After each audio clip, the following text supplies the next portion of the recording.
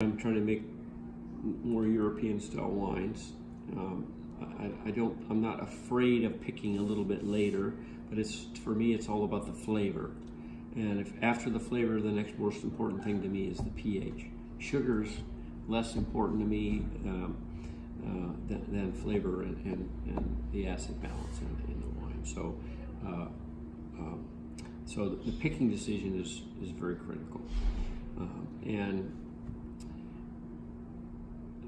In general, my philosophy is to try and make the best wine that I can out of each lot of grapes that I'm bringing in. Each lot is brought in separately, fermented separately, goes to the barrel separately, and then it's not till the following spring. In fact, just this week was actually the first week that I started in earnest on the blending. So typically I'll get all the blending done in the spring and early summer of the year following the vintage, and then the wine has another chance to marry for about another year before it's bottled. Got it. So, picking time is important, and then the philosophy for winemaking. There's a few things that are run through all the wines, but of course, because I do a dozen different vineyards and 20 different varieties, there's a lot of variation in the theme on how I treat each one of these varieties. There's no universal formula for each one. Right. And of course, even if I did have a universal formula for each for one variety, it varies from year to year. So you have to make adjustments depending on riper or less ripe and everything.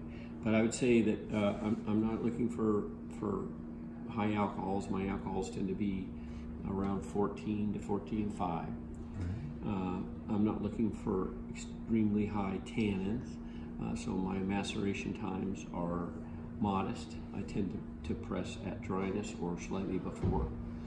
It does vary with the year and the variety and the vintage. The year and the variety. But and I'm known to make small adjustments depending on if I know that, let's say I've got 4 different Merlot lots coming in that year, and I've got 2 that are in there relatively high alcohol. I might try and pick the last 2 a little bit lower alcohol, just because I know that I want to try and have some variation through the different choices I have. But in general, lower tannins or modest tannins, I should say, modest alcohols, modest use of oak also. So I have a range of oak that I use, but it's never really more than 50% new. My highest end Bordeaux Cabernet base blend is like 50%. In the lower end, like my Rhone blend, it's less than 20% new oak. And also my Super Tuscan. There's Sangiovese and Grenache.